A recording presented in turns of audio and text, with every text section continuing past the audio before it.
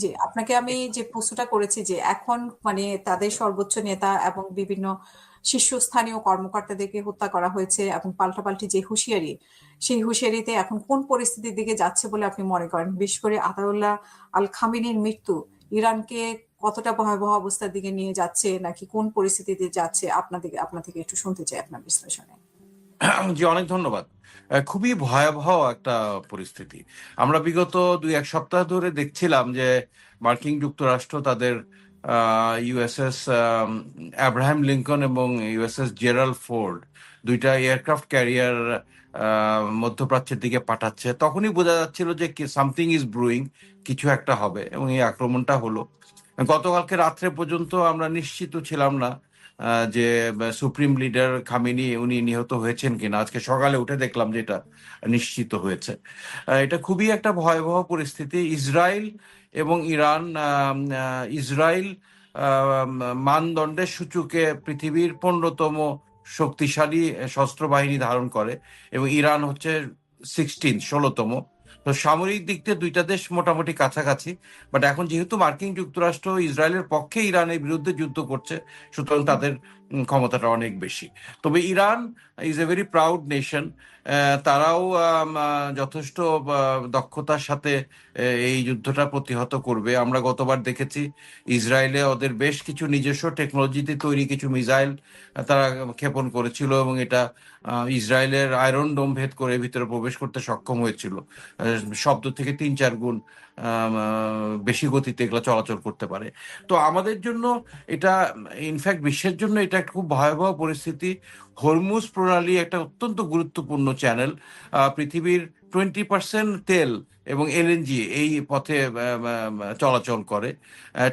20 million barrel তেল প্রতিদিন এই হরমুজ প্রণালী দিয়ে বের হয়। এবং পৃথিবীর সরবরাহের 20% এলএনজি এই পথে বের হয়, এবং এই তেলটা এবং এলএনজিটা 80-85% আসে এশিয়াতে, বাংলাদেশ, চায়না, ভারত, অন্যান্য দেশে। সো এই যুদ্ধের কারণে যে প্রণালীটা বন্ধ থাকবে, এটা একটা সিরিয়াস ইম্প্যাক্ট হবে আমাদের ইকোনমির উপরে, গ্লোবাল ইকোনমির উপরে। এখন ইরান পরিস্থিতিতে খামিনি উনি ক্ষমতা নিয়েছেন 1989-এ। যে রেভলিউশনারি লিডার খোমেনি নিহত ইন্তেকাল করার পরে খামেনি ক্ষমতায় আসেন, এবং উনি গত 3-4 দশক ধরে ইরানের ক্ষমতায় ছিলেন। So they have a system of selecting the supreme leader. ওনাদের সিস্টেমটা হচ্ছে এখানে 88 ব্যক্তির সমন্বয়ে একটা অ্যাসেম্বলি অফ এক্সপার্টস একটা গ্রুপ থাকে, এবং এই অ্যাসেম্বলি অফ এক্সপার্ট তারা ভোট দিয়ে তারা নির্বাচন করে যে সুপ্রিম লিডার কে হবে। এবং সুপ্রিম লিডার হওয়ার জন্য 4টা শর্ত ফুলফিল করতে হয় একজনকে। নাম্বার 1, ওনাকে পুরুষ হতে হবে, মেল, এটা নাম্বার 1 রিকোয়ারমেন্ট। 2 নম্বর হচ্ছে তাকে ধর্মগুরু হতে হবে বা ক্লারিক হতে হবে যার রাজনৈতিক দক্ষতা বা বিজ্ঞ আছে, রাজনৈতিক ব্যাপারে যিনি বিজ্ঞ এবং দক্ষতা আছে, এবং ওনাকে ধর্মগুরু হতে হবে, এটা 2 নম্বর। 3 নম্বরে উনি সৎ হতে হবে, মোরাল অথরিটি থাকতে হবে। এবং 4 নম্বর হচ্ছে ইসলামিক রিপাবলিকের প্রতি লয়্যালটি থাকতে হবে। এবং ইসলামিক রিপাবলিকের প্রতি লয়্যালটি মানেই যে এই কারণে ওনারা যেসব গুরুরা একটু গ্রেটার সোশ্যাল ফ্রিডম এ বিশ্বাস করে আর একটু ওপেন ইরানে বিশ্বাস করে, তাদেরকে এই কারণে এই নির্বাচন থেকে বাদ দিতে পারে। সো এই 4টা শর্ত যারা ফুলফিল করবে, এই 88 জন ব্যক্তি ভোট দিয়ে নির্বাচন করবেন। বাট এখন যেটা সমস্যা হয়েছে, তাদেরকে একত্রিত করাটা has become risk for Iran. এখন তারা ডিজিটালি করবে কিনা আমি জানি না। এখন শুনেছি যে তেহরানে ইন্টারনেট নাই, internet connection is a big problem, এবং একসাথে 88 জনকে একসাথে করা হয়েছে ভেরি রিস্কি অ্যাফেয়ার। বিকজ যেভাবে বমিং এবং শেলিং চলছে, এবং ইসরায়েল যেভাবে টার্গেটেড কিলিং এ দক্ষ, এরকম একটা অ্যাসেম্বলিতে অ্যাটাক করে তারা যদি 88 জনই যদি নিহত হয়, তাহলে ইরান হয়তো আরো বড় বিপদে পড়বে। সো এখন we have to wait and see what happens. এই যে 5 জনের নাম বেশি শোনা যাচ্ছে সুপ্রিম লিডার হিসাবে নির্বাচিত হতে পারে, এর মধ্যে একজন আছেন যে নিহত হওয়া সুপ্রিম লিডার খামেনি সাহেবের সন্তান, 56 বছর বয়স, মোস্তাবা খামেনি ওনার নাম। এবং ওনার একটা অ্যাডভান্টেজ হচ্ছে IRGC, Islamic republic guard corps, তারা ইরানে অত্যন্ত গুরুত্বপূর্ণ সিদ্ধান্ত মধ্যে এরা আছে। আইআরজিসি একটা ডিসাইসিভ ফ্যাক্টর ইরানে, এবং তাদের সাথে মোস্তফা সাহেবের ভালো সখ্যতা আছে, এটাকে তার অ্যাডভান্টেজ। এছাড়াও আরো দুই একজনের নাম শোনা যাচ্ছে। আরাফি নামে একজন ধর্মগুরু আছেন, উনি ডেপুটি চেয়ার, ওই অ্যাসেম্বলি অফ এক্সপার্টের ডেপুটি চেয়ার হিসাবে আছেন। মির্গা কি মীর বা ঘেরি, 60 বছর বয়স্ক, উনিও এই অ্যাসেম্বলি অফ এক্সপার্টের একজন মেম্বার। হাশেম খোমিনি, যিনি হচ্ছেন যে প্রথম যে সুপ্রিম লিডার খোমিনি ছিলেন, আয়াতুল্লাহ খোমিনি, ওনার নাতি হাসান খোমিনি, একটু কম বয়স, 50 বছর বয়স, ওনার নামও শোনা যাচ্ছে। এবং হাশেম ভুশেহরি নামে একজন ধর্মগুরু আছেন, উনি first deputy chairman of the assembly of experts. So এখানে সুপ্রিম আরেকজনের লিডারটা, নাম কি যেন সেজেশ কি মানে সেজেশ, আমি নামটা খুঁজে পাচ্ছি না আসলে। জি জি, এই আপ- নামটা আমি যে পাঁচটা বললাম এর মধ্যে আছে ওনার, ওই অংশটা হয়তো বাদ দিয়েছে, নামগুলা বেশ বড়, আমি একটা আচ্ছা, অংশ হ্যাঁ, হ্যাঁ। বললাম। এই ইন্টারন্যাশনাল মিডিয়াতে এই নামগুলাই আসছে। So supreme leader is very important. Hmm, পাশ্চাত্য মিডিয়া একটু দেখানোর চেষ্টা করছে ইরানের কোথাও কোথাও নাকি তারা উচ্ছ্বাস প্রকাশ করেছে এই নিহত ঘটনায়, বাট এটার কোনো আলামত আমি দেখতে পাই নাই। মোস্টলি মর্নিং হচ্ছে তেহরানে, বিপুল মানুষ রাস্তাঘাটে নেমে তারা কান্নাকাটি করছে এই সুপ্রিম লিডারের জন্য। এবং মার্কিন যুক্তরাষ্ট্র, ডোনাল্ড ট্রাম্প বলেছে যে উনি একজন একটা ইভিল ব্যক্তি ছিলেন, খামেনি, এবং এই জন্য তাকে আমরা আক্রমণ করেছি, আমরা রিজিম চেঞ্জ চাই। তো এখন রিজিম চেঞ্জে কি মার্কিন যুক্তরাষ্ট্র সন্তুষ্ট থাকবে কিনা, এটা অপেক্ষা করে আমাদেরকে দেখতে হবে। আমরা ভেনেজুয়েলার ক্ষেত্রে দেখেছি যে মাদুরোকে তুলে আনার পরে তারা আর রিজিম চেঞ্জের ব্যাপারে মার্কিন যুক্তরাষ্ট্র তেমন হস্তক্ষেপ করে নাই। ওই আগের গভর্নমেন্টই, মাদুরির গভর্নমেন্টই কন্টিনিউ করেছে কিছু পলিসি পরিবর্তন করে করে। ইরানে কি হবে এটা আমাদেরকে অপেক্ষা করে দেখতে হবে। বাট এখন পর্যন্ত উভয় পক্ষই অনেক বড় বড় থ্রেট দিচ্ছে, আমরা আরো আক্রমণ করব। আমরা দেখেছি Iran United Arab Emirates, Saudi Arabia, Qatar, স্বদেশ থেকে বাহরাইন, আক্রমণ জি, আক্রমণ করেছে, এবং তাদের এই সক্ষমতা আছে। Iran has a very advance technology, তাদের ডিফেন্স ইন্ডাস্ট্রি আছে, এবং মানসিকভাবে তারা অত্যন্ত হুম, কারেজিয়াস এবং প্রাইড একটা নেশন। তো এখন সারা পৃথিবী যখন তাদের বিরুদ্ধে, আমি এখন পর্যন্ত ইরানের পক্ষে কোনো শক্তিশালী রাষ্ট্রকে কোনো বক্তব্য দিতে শুনিনি। রাশিয়া বা চায়নার হুম। এখনো কোনো বক্তব্য শুনিনি। I am trying to find out তাদের অবস্থানটা কি। বাট আপনার কি মনে হয় যে ইরানের পাশে দাঁড়াবে কেউ, মানে কারণ শক্তিশালী দেশ যুক্তরাষ্ট্র যেহেতু ইসরায়েলের পাশে আছে বা একসাথে আক্রমণ করছে, কিন্তু ইরানের যে পাশে হুম, আমি তো মনে করি জাতিসংঘ অবশ্য বলেছে যে এরকম আক্রমণ করাটা একটা দেশের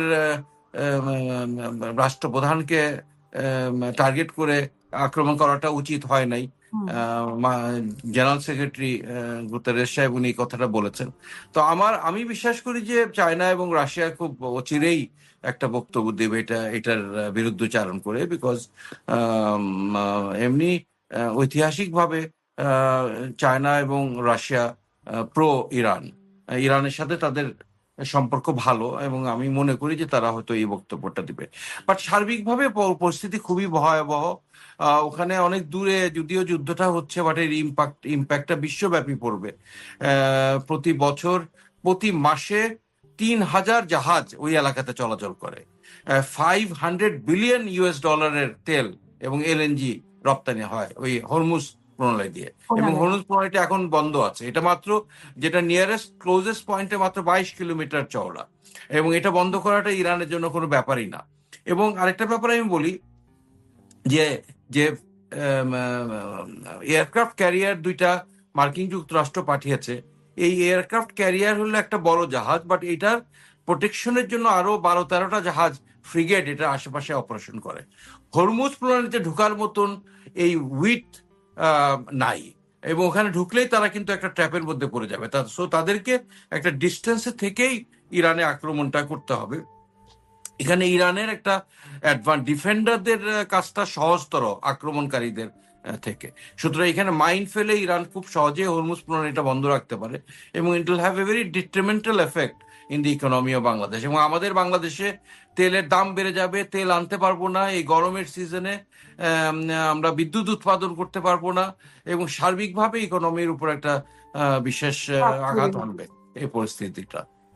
সোশ্যাল মিডিয়াতে যেটা ট্রাম্প লিখেছে যে ইরান যেহেতু জানিয়েছে যে প্রচন্ড আঘাত হানবে, এখন সেটা উনি হুঁশিয়ারি করেছেন যে এটা করা উচিত হবে না, যদি করে থাকে তাহলে এমন আঘাত হানবে যুক্তরাষ্ট্র যেটা অতীতে কখনোই করেনি।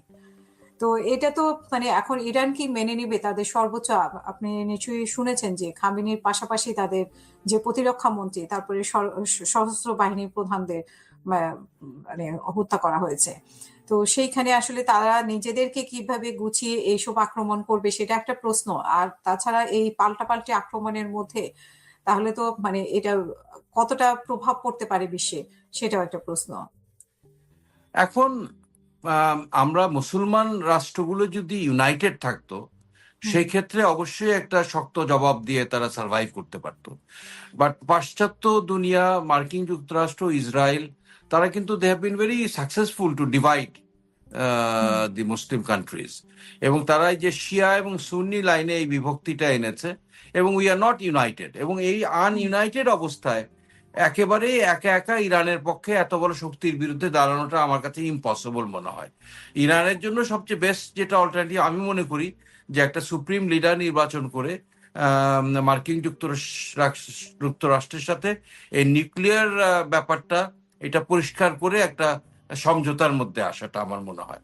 আমি মনে করি এই পরিস্থিতিতে ইরান জবাব দিয়ে এটা তাদের জন্য বেশি ফলাফলটা ভালো হবে না। এগোতে পারবে না জি, এত বড় শক্তির সাথে। জি, আমরা শেষ করব, আমরা অবশ্যই আপডেট দেব এরপরে। তো আপনার আর কিছু বলার আছে কিনা এই বিষয়ে? এখন আপনি মানে বাংলাদেশেও তো অনেকে মধ্যপ্রাচ্যের যে বাঙালিরা আছে, এবং আমরা দেখেছি অলরেডি ফ্লাইট সব বন্ধ, যেতে পারে নাই।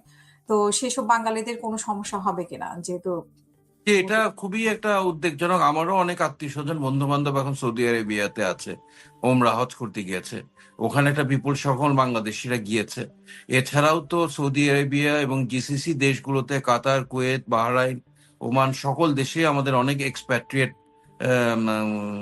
বাংলাদেশিরা ওখানে কাজ করে। ওই এলাকাটা আসলে একটা রিস্কি এলাকা এখন, যেভাবে ইরান চারিদিকে মিসাইল নিক্ষেপ করছে। আমরা দুবাই এয়ারপোর্টেও দেখেছি এটা ল্যান্ড করেছে, বিভিন্ন জায়গায় দেখছি। So it's a very, flight গুলো সব বন্ধ আছে। সো আমাদের এখন বর্তমানে আল্লাহ তাআলার দরবারে দোয়া করা ছাড়া আর কিছু নাই।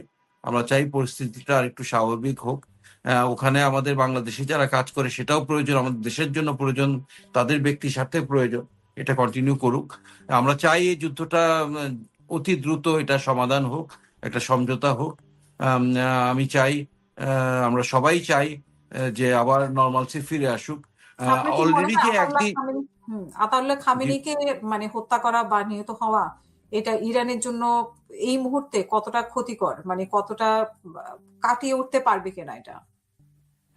এটা কাটিয়ে ওঠাটা আমার মনে হয় তেমন কোনো প্রবলেম না। হুম, আম, আমরা তো এখন ওনারও বয়স হয়ে গিয়েছিল অনেক, এবং ইরান বলছিল যে রোজার মাসে শহীদ হওয়া এটা ওনার জন্য একটা সৌভাগ্যের ব্যাপার। তো ওনারও বয়স হয়ে গিয়েছিল, and this is part of the system. উনি চলে গেলে আরেকজন আসবে। এখন ওনাদেরকে যোগ্য একজন উত্তরসূরি নির্বাচন করতে হবে, এবং অবশ্যই এই পিরিয়ডটাতে একটু কনফিউশন থাকে, এটা থাকবে। আমরা আশা করি এটা ওভারকাম করে আবার ইরান পুনরায় আবার আগের স্থানে বাহ, তারা অধিষ্ঠিত হতে পারবে। হুম। অসংখ্য ধন্যবাদ মেজর জেনারেল ডক্টর মনিরুল ইসলাম এখন আমাদের সাথে যুক্ত হওয়ার জন্য। অনেক প্রিয় দর্শক, ধন্যবাদ। আপনাদেরকে অসংখ্য ধন্যবাদ। আমাদের পরবর্তী